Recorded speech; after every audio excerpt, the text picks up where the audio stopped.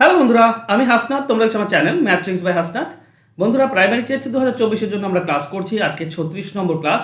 এর আগের ক্লাসগুলো তোমরা নিচে ডিসক্রিপশন বক্সে লিঙ্ক দিয়ে দিয়েছি, সেখান থেকে পেয়ে যাবে, দেখে নিও। আজকে কিছু রয়েছে কিছু গুরুত্বপূর্ণ প্রশ্ন, আশা করছি এগুলো তোমাদের আগামী পরীক্ষাতে কাজে দেবে। তো চলো শুরু করি আজকে ক্লাস। শুরু করার আগে বলবো, তোমরা যারা পেড ব্যাচে ভর্তি হতে চাইছো, এখানে তুমি সমস্ত কনসেপচুয়াল কোশ্চেনগুলো পেয়ে যাবে। নতুন প্যাটার্নের অঙ্ক শিখতে পারবে, যে ধরনের অঙ্ক 2023-এ এসেছিল। ওকে, যদি শিখতে চাও তো পরীক্ষা অবধি ক্লাস চলছে।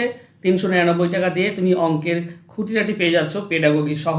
তো যদি ভর্তি হতে চাও, নিচে ফোন নাম্বার দেওয়া আছে, যোগাযোগ করে নিও। চলো শুরু করে আছে ক্লাস। প্রথম প্রশ্ন এরকম দেওয়া আছে, 89 প্লাস 35 তার হোল স্কোয়ার প্লাস 89 মাইনাস 35 তার হোল স্কোয়ার। আর নিচে দেওয়া আছে 89 দুইবার গুণ প্লাস 35 দুইবার গুণ। তো বুঝতেই পারছো এগুলো ফর্মুলা রিলেটেড। এগুলো ফর্মুলা জানলে খুব সহজে মুখে মুখে অ্যান্সার বের করতে পারবে, না জানলে উদ্ধার করা মুশকিল। তো এখানে যদি আমরা 89-কে এ ধরে নিই, তাহলে এটা হবে এ প্লাস বি তার হোল স্কোয়ার দেওয়া আছে, প্লাস এটাতে দেওয়া আছে এ মাইনাস বি তার হোল স্কোয়ার। আর এটা দুটি গুণ হয়ে আছে, মানে এটা এ স্কোয়ার আর এটা হচ্ছে বি স্কোয়ার। দেখো উপরের ফর্মুলাটা যদি ভেঙে দাও, এ প্লাস বি তার হোল স্কোয়ার প্লাস এ মাইনাস বি তার হোল স্কোয়ার, মাঝে প্লাস আছে, যদি মাঝে প্লাস থাকে তাহলে ফর্মুলা হয় 2 ইন্টু এ স্কোয়ার প্লাস বি স্কোয়ার, এটার ফর্মুলাটা। আর নিচে অলরেডি দেওয়া আছে এ স্কোয়ার প্লাস বি স্কোয়ার, তো কেটে যাবে, আলটিমেট 2 থাকবে। তো মান বসানোর দরকার নেই, 2 তুমি অ্যান্সার পাবে, অ্যান্সার হয়ে যাবে অপশন সি। ঠিক আছে, চলো যাবো নেক্সট কোশ্চেনে। পরবর্তী কোশ্চেন হলো, গণিত হলো মানব সভ্যতার দর্পণ। হকবেনের এই উক্তিটি কোন মূল্যবোধের নির্দেশ করে? চারটি অপশন দেওয়া আছে, নিয়মানুবর্তিতা, সৃজনশীলতা, সাংস্কৃতিক মূল্যবোধ না সামাজিক মূল্যবোধ। গণিত হলো মানব সভ্যতার দর্পণ, এটা হকবেন বলেছিলেন। তিনি কোন মূল্যবোধের নির্দেশ করছেন এখানে? তো এর যেটা সঠিক উত্তর হবে সেটা হবে সাংস্কৃতিক মূল্যবোধ, অপশন সি হবে সঠিক উত্তর। চলো যাবো নেক্সট কোশ্চেনে। 3 নম্বর কোশ্চেন বলেছে 1537 স্টার একটি পূর্ণবর্গ সংখ্যা যদি হয়, তাহলে স্টার চিহ্নের অঙ্কটি কত? দেখো এই ধরনের অঙ্কের ক্ষেত্রে, দেখো শেষে কোনো পূর্ণবর্গ অঙ্কের শেষে 2 হয় না, ঠিক আছে, 2 হয় না, এটা বাদ চলে যাবে, বাকি 4, 5, 6 হতে পারে। কি হবে আমরা দেখব। 2 হয় না, 8 হয় না, এগুলো মনে রেখো, ঠিক আছে। 2, 8, 7 এগুলো হয় না। 3 হয় না, যেগুলো হয় না সেটা হচ্ছে 2, 3, 7 আর 8। কোনো পূর্ণবর্গ সংখ্যার শেষে এটা থাকে না, ঠিক আছে, বাকি থাকে। 1 থাকতে পারে, 1 থাকতে পারে, তারপর তোমার 4 থাকতে পারে, 5 থাকতে পারে, 6, 8 কিংবা 9। চলো ব্যাপার হচ্ছে এখানে আমরা এভাবে লিখব যে 1537 স্টার। ওকে, এই স্টার চিহ্নে কত বছর জানি না। তো এখন যদি ডান দিক থেকে 2টি করে ঘর নেই, তো 1 পড়ে থাকছে, 1 1 1, 53 নামবে। হবেটা কি, এই যে এদিকে 1 আছে, এদিকে আসলে তখন 2 হয়ে যায়, ডাবল হয়ে যায়। এখন 3 বসালে হয়ে যাবে 66, তো 69 বেশি হয়ে যাচ্ছে, তো 2 বসাও। 2 বসালে আমরা পাবো কি, এটা সঙ্গে 2 গুণ করতে হবে 2 বসালে, তাহলে মানে 44 পাবো।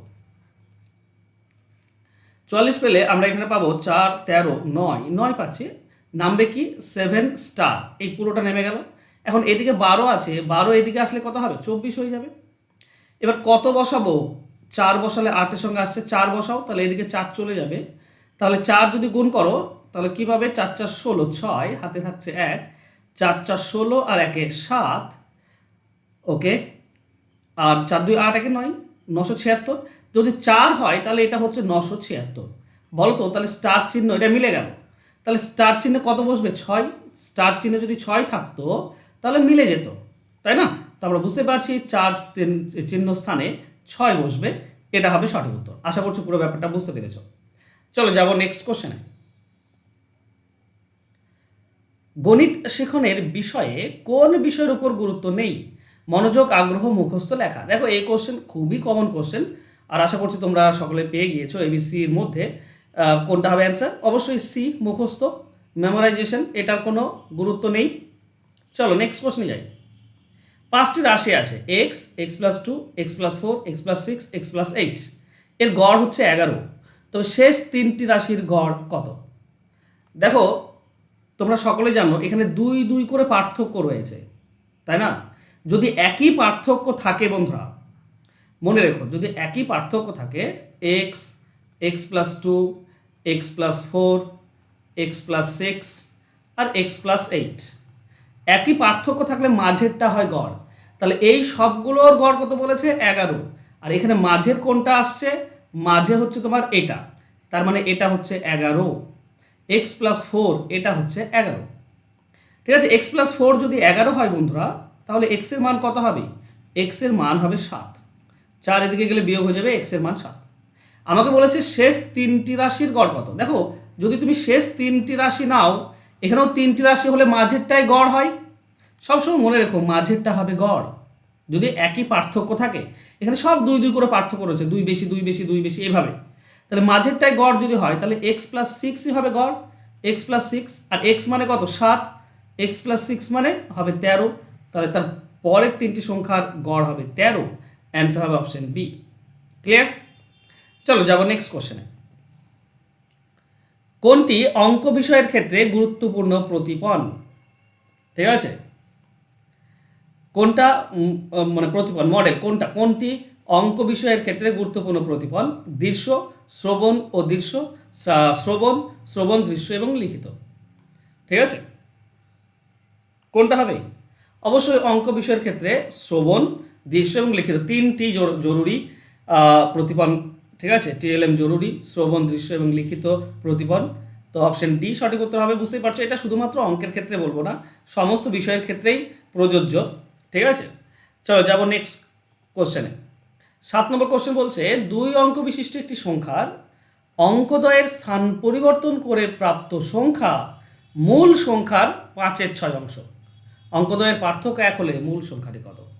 দেখো, যেটা চেয়েছে একটা মূল সংখ্যা রয়েছে, তাকে যদি আমি চেঞ্জ করে দিই স্থান, মানে উল্টে দিই, তাহলে যেটা পাবো সেটা হবে যেটা ছিল আগে তার 6 ভাগের 5 ভাগ। মানে যেটা নতুন হবে সেটা কম হবে। আগে ছিল 6 ভাগ, এখন হবে 5 ভাগ। 5/6 মানে এটাই ইন্ডিকেট করে মূল সংখ্যার 5/6, তার মানে 6 ভাগের মধ্যে 5 ভাগ। তাহলে দেখো, উল্টে দিলে তাহলে কি হবে? মূল সংখ্যা থেকে এটা কমে যাবে। তো 45 যদি মূল সংখ্যা হয়, উল্টে দিলে হচ্ছে 54। সরি, আচ্ছা, মূল সংখ্যা যদি এটা হয় তাহলে উল্টে দিলে এটা হচ্ছে, আচ্ছা, প্রাপ্ত সংখ্যাটা কম হবে। তো এখানে প্রাপ্ত সংখ্যাটা বেশি হচ্ছে, উল্টে দিলে বেশি হচ্ছে, উল্টে দিলে বেশি হবে না, তাহলে এটা অপশন আসবে না।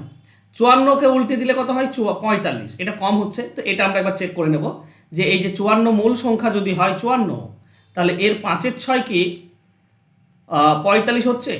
দেখুন, 6 আর 9, 54 কাটলে 9, তাহলে 5 9 45, এটা ঠিক আছে। তাই না? মূল সংখ্যা 54, একে যদি উল্টে দেওয়া হয় তাহলে যেটা পাই সেটা কি হবে? সেটা 54-র 6 ভাগের মধ্যে 5 ভাগ, সেটা হবে 5 ভাগ। 54 হবে 6 ভাগ, তো এটা হবে 5 ভাগ। মানে শর্ত সবই মিলছে, তো অ্যান্সার হয়ে যাবে অপশন বি। ক্লিয়ার? আশা করছি বুঝতে পেরেছো, খুব ইজি এবং সিম্পল কোশ্চেন। নেক্সট কোশ্চেনে যাবো। এছাড়া নর্মালি করতে পারো তুমি, আমি বলছি যে অপশন ধরেই করবে, নর্মালি করতে পারো, তবে সেটা সময় সাপেক্ষ, একটু সময় লাগবে, তুমি করলেও করতে পারো। ঠিক আছে, চলো যাবো নেক্সট কোশ্চেনে। দুটি পূর্ণ সংখ্যার যোগফল একটি পূর্ণ সংখ্যা। পূর্ণ সংখ্যার এই সম্পত্তি কোন সম্পত্তি হিসেবে উল্লেখ করা হয়? মানে কোন প্রপার্টি এটা? দেখো, মুটেবল প্রপার্টি, মুটেবল মানে পরিবর্তনযোগ্য। ঠিক আছে, পরিবর্তন করা যায়। এখানে ব্যাপারটা আমি যদি বুঝতে চাই তাহলে এরকমভাবে বুঝতে পারো, দুটি পূর্ণ সংখ্যার যোগফল অবশ্যই পূর্ণ সংখ্যা হয়। তো ব্যাপারটা তো এখানেই শেষ, তাই না? একে তো আর ভাঙা যায় না, একে তো আর পরিবর্তন করা যায় না। তুমি যে কোনো দুটি পূর্ণ সংখ্যা যোগ করো, তুমি পূর্ণ সংখ্যাই পাবে। মানে এটা হচ্ছে কি বলতো, এখানেই ব্যাপারটা শেষ হয়ে যাচ্ছে। তো এর পরিবর্তনযোগ্য এটা নয়, তাই ঠিক আছে, মোটাবেল হবে না। ডিভিজেবল, ভাগাভাগ করা যায়, ভাগাভাগির যোগ্য না, ভাগাভাগির যোগ্য নয়। ক্লোজড মানে বন্ধ, এটা এটা হবে সঠিক উত্তর। বন্ধটা কেন বলো তো? কারণ এটা একটা সিম্পল সত্য জিনিস যে দুটি পূর্ণ সংখ্যা যোগ করলে সর্বদাই পূর্ণ সংখ্যাই তুমি পাবে। তো ব্যাপারটা এখানেই শেষ হয়ে যায়, তাই এটা ক্লোজড প্রপার্টি হবে। তো অপশন সি সঠিক উত্তর হবে। ওকে, চলো, সহযোগী হবে না, অ্যাসোসিয়েট সহযোগী এটাও হবে না, অপশন সি হবে সঠিক উত্তর। চলো নেক্সট কোশ্চেন। 40 থেকে 1000-এর মধ্যে কতগুলি পূর্ণবর্গ সংখ্যা আছে? দেখো, আমাকে 40 থেকে 1000 চেয়েছে। তোমরা যদি খেয়াল করো, 1 থেকে 1000 যদি দেখো, তাহলে আমরা 30, 90, 31 অবধি পাবো। কারণ 31-এর স্কোয়ার মানে হচ্ছে 961, 32 হলে 1024 হয়ে যাচ্ছে। তাহলে মাঝে 31টি সংখ্যা আছে যার বর্গ করলে আমি 1000 অবধি ওই ততগুলি সংখ্যার বর্গ পাবো, 31টি। কিন্তু আমাকে তো 1 থেকে 40 বিয়োগ করতে হবে, তাই না? প্রথমে 1 থেকে 40 বিয়োগ করতে হবে। এখানে 6টি সংখ্যা আছে, কারণ 6 স্কোয়ার 36 হয়, 6 স্কোয়ার 36। তাহলে এখানে 6 স্কোয়ার অব্দি আছে।